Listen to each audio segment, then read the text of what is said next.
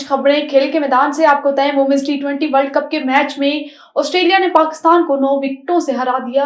Dubai के international stadium में खेले गए मैच में ऑस्ट्रेलिया ने टॉस जीत पर पाकिस्तान को बैटिंग की दावत दी।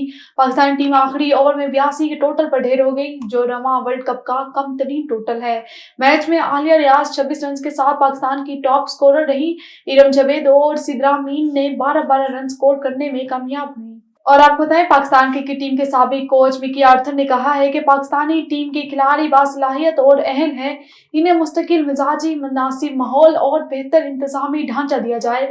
मिकी आर्थर ने इंग्लैंड के खिलाफ शिकस्त के बाद सोशल मीडिया पर अपने ख्यालात का इजहार किया और कहा कि पाकिस्तान क्रिकेट के फॉरवर्ड्स के तौर पर ख्यालात का इजहार कर रहा हूँ।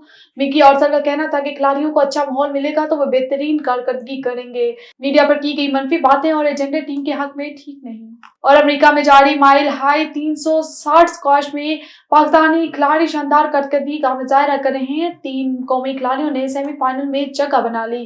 पाकिस्तान के आसिम खान, नूर जमान और अशरफ इरफान सेमीफाइनल में पहुंच गए हैं। अशरफ इरफान ने क्वार्टर फाइनल में टॉप सेट कनाडा के डेविड बेलारेगोन को शिकस्त दी। इनकी जीत का स्कोर 6-11, 10-12 और 11-7 रहा।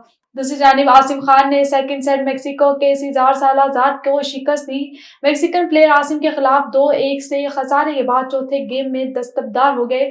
आसिम की कामयाबी का स्कोर 12-10, 11-2, 11-7 और 11-0 रहा।